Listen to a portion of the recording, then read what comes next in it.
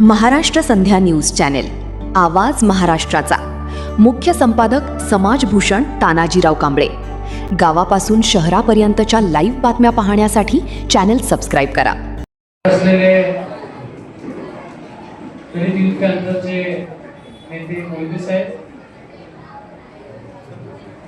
आमचे नेहमीच मार्गदर्शक राहिलेले आंबेडकरी चळवळीतील योद्धे म्हणून त्यांना आम्ही समजतो. श्यामदादा गायकवाड,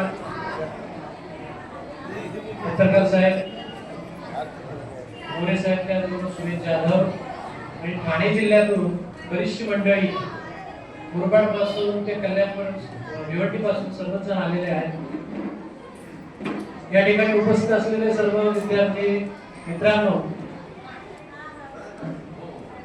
मी काय आजचा नियोजित वक्ता नाही,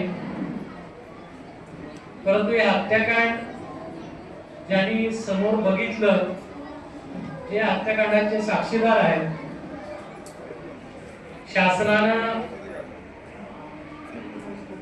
जो गुन्हेगार आयोग नेमला होता त्याच्या समोर ज्या काही घडामोडी झाल्या आणि मनोहर कदम आज देखील एक दिवस जेलमध्ये न जाता बाहेर आहे, या साऱ्या गोष्टींचं चिंतन करण्यासाठी आणि त्याची वास्तविकता मांडण्यासाठी मला वाटतं श्यामदादा या ठिकाणी उपस्थित आहे. आपण या ठिकाणी विद्यार्थ्यांना बोलून त्यांचं शैक्षणिक साहित्य देत आहात. काही विद्यार्थ्यांच्या बरोबर त्यांच्या आयाही आलेल्या आहेत. मी आपल्याला एवढं सांगू इच्छेन की विद्यापीठीय शिक्षण घेऊन तुमची मुलं उद्या डॉक्टर, इंजिनियर, कलेक्टर होतील, ती झालीही पाहिजे. परंतु जर त्यांना मानवतेचं जर शिक्षण द्यायचं असेल तर त्यांना फुले शाहू आंबेडकरांच्या विद्यापीठामध्ये देखील टाकलं पाहिजे.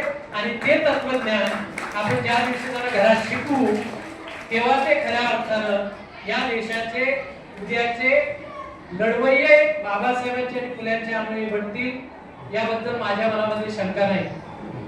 उपवर्गीकरणाचा मुद्दा आलेला आहे. उपवर्गीकरणाच्या मुद्द्याच्या बाबतीमध्ये अनेक प्रकारचे आरोप प्रत्यारोप सोशल मीडियावर सुरू आहे. इकडनं अग्रेसिव्ह असणारे आमचे काही बौद्ध युथ आणि तिकडनं मातक समाजाचे काही युथ, असे जोरदार सोशल वॉर सुरू आहे.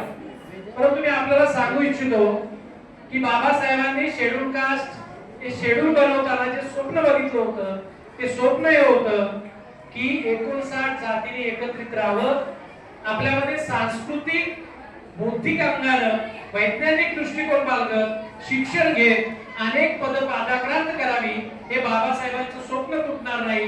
म्हणून मला वाटतंय की यापुढे या 59 जातींमध्ये एक सलोखा निर्माण व्हावा, अशा पद्धतीचा कार्यक्रम देखील दलित युथ पॅन्थरनं घ्यावा. आम्ही त्याच्यामध्ये सक्रिय आहोत. आम्ही आता एक सभा घेत आहोत, सलोखा सभा. गैरसमज पसरवण्याचं काम इथल्या मनुवादी सगळ्या शासन यंत्रणेनं, इथल्या सोशल मीडियानं पसरवण्याचं काम केलेलं आहे की तुमचं जे काही खाल्लंय ते बोतानी खाल्लेलं आहे म्हणून मातंगांची प्रगती झाली नाही. मातंगाचं चर्मकारांनी खाल्लेलं आहे म्हणून चर्मकारांकडे ढोरांची प्रगती झाली नाही. अशा 59 जातीमध्ये भांडण लावण्याचं काम सुरू आहे. एकीकडे आरक्षणाची मागणी केली जाते आहे आणि दुसरीकडे मात्र सर्व सार्वजनिक संस्थांचं खासगीकरण सुरू आहे. याच्या विरोधामध्ये आपण रस्त्यावरची लढाई लढत नाही आहोत. सगळ्या सार्वजनिक खात्यांचं जेव्हा खासगीकरण होतं तेव्हा नोकऱ्या शिल्लक राहत नाही आणि आपण मात्र आरक्षणामध्ये उपवर्गीकरणाच्या मागण्या करतो. लढाई आपली खासगीकरणाच्या विरोधामध्ये असली पाहिजे. आपली लढाई आता आरक्षणाच्या विरोधामध्ये आपल्यामध्ये सुरू आहे. त्यामुळे षडयंत्र समजून घेतलं पाहिजे. दुसरा एक महत्त्वाचा मुद्दा येतोय की आम्हाला इथल्या सगळ्या जाती धर्मातील गरीब वर्गाला शिक्षण, आरोग्य, नोकरी याच्यापासून वंचित ठेवण्याचं फार मोठं आरएसएसनं षडयंत्र आखलेलं आहे. सर्वच पातळ्यांवर आपल्याला याच्यापासून दूर केलं जात आहे. आरोग्याच्या सुविधांमध्ये आमच्या मुलांना, आमच्या घरातील महिलांना चांगल्या सुविधा मिळत नाहीत. आरोग्याचे 3 तेरा झालेले आहेत. शिक्षणामध्ये ऍडमिशन मिळत नाही, शाळांमध्ये स्कॉलरशिप मिळत नाही. आमच्या मुलांचे शिक्षणाची टक्केवारी घसरत चाललेली आहे.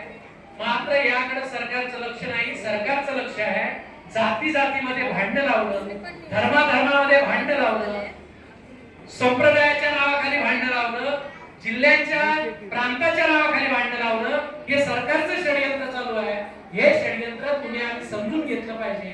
आता एक नवीन फंडात जातीय जनगणने झालेला आहे की जातीय जनगणनेत जे कोणी नवोत लिहितात त्यांना ओपन मध्ये टाकण्याचं काम सुरू आहे, मोठं लिहितात त्यांना ओबीसी मध्ये टाकण्याचं काम सुरू आहे. काही आमचे बौद्धिक तत्वज्ञानी घटनाज्ञानी लोक असं सांगताय की तुम्ही तुमच्या जातीय जनगणनेमध्ये पोतच लिहा, जातमाल लिहूच नका. आता हे सर्व याच्यामुळे संभ्रम निर्माण झालेला आहे. जातीय जनगणनेचा सेन्सस आपल्याकडे नाही, सरकारकडे अनुसूचित जातीची लोकसंख्या किती आहे याचा आकडेवारी सरकारकडे नाही. पण सरकार इकडे आपण वाटतोय की मातंगांना 8% मिळालं पाहिजे, बौद्धांना 4% मिळालं पाहिजे, त्यांना 3% मिळालं पाहिजे आणि एकूण आरक्षण आपलं आहे 13%. म्हणजे जातीय आकडेवारी नसताना शासन तुमच्यावर आरक्षणातलं उपवर्गीकरण लादण्याचं काम करत आहे. पहिल्यांदा जातीय जनगणना होऊ द्या, आकडेवारी येऊ द्या, कदाचित 13% आरक्षण आता 2011 नंतर आपली संख्या 4 पटीने वाढली असेल, म्हणजे आपलं आरक्षण 22% न्यावं लागेल. पण ते न्यायचं नाही. त्याच्या जो अहवाल दिलेला आहे तो अहवाल आपल्यापर्यंत आलेला नाही, आपल्या सूचना मागवण्यात आलेल्या नाही. जो बदल समितीने अहवाल दिला तो मुख्यमंत्र्यांनी दाबून ठेवलेला आहे, तो काय आपल्या समोर नाही. पण भांडण मात्र आपल्यामध्ये सुरू आहे. ते भांडण आपण थांबवलं पाहिजे. मला असं वाटतंय की जर आपल्या या शहीदांना अभिवादन करायचं असेल तर या देशामध्ये जे फॅसिस्ट सरकार येत आहे, जे तुम्हाला जाती जातीमध्ये विभागण्याचं काम करत आहे, जे तुमच्यावर बेरोजगारी लादण्याचं काम करत आहे, जे तुमच्यामध्ये धर्माच्या नावावर एक धार्मिक कलह निर्माण करण्याचं काम करत आहे, तुम्हाला सर्व बाजूने नेस्तनाबूत करण्याचं काम करत आहे, त्या सरकारच्या विरोधामध्ये प्रतिरोधाची चळवळ उभी करणं, सर्व जातीने एकत्र येणं आणि या शोषणाविरुद्ध आवाज उठवणं, हे मला वाटतं खऱ्या अर्थानं या सर्व शहीदांना अभिवादन ठरेल.